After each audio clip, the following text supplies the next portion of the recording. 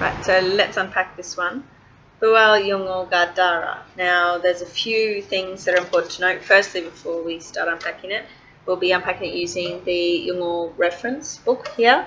Now, to note, this is in Gupo Poingo, so in this book is written in Jumbo Poingo. So in Jumbo Poingo, it's a slight difference, and I'll explain that as we go.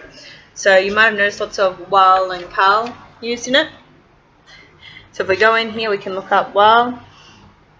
Now it's got wala, which is the Gupo Poingo version for it, and it says see gala. So we go over here, this page here, and it says with. So it's basically telling us that the person dhuwal this Yolngu person ga dharra. So this Yolngu person is standing, and if we look here, we've got bapa wal bapa father wal with the father. And so you might be thinking, well, how do I know if it's wal or kal or gal?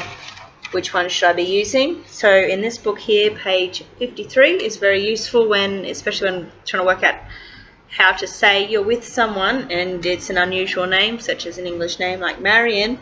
You'll go to N sound over here and you'd use gal. So it's got all the suffixes there, but what you're looking for is the ones that all go together. And so that's how you work that out. So if I was more prepared, I'd be able to show you where in this grammar book that it said that. So we can probably look back here. Good lesson in, I guess, how this book's used. So we look in the back here. Now there's a few ways you can look at it. So you can look at the index over here. So we want to look at over here, gal, kal, wal. Yep. And so we go over here, 26, 27, 33, 36, and 66. So we'll go to 26 and see if that's where we need to be. 27, 26. Okay. So this here also goes through the whole wal, kal, gal. And see how they're all grouped together. So you know it's one of those three. It's just depending on what the last letter is for. Okay, the other important thing to learn from this particular text, so we've got a few, Jamakuli wal. Now this one here is important. If you look at dhuwal Yolngu dharra, so same as everywhere else, this person is standing, riri miri wal Yolngu wal.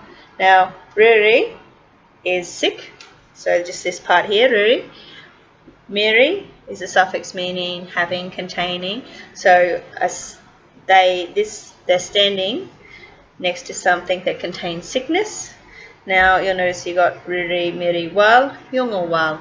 So what's happening here is that riri, miri goes with this Yolngu here.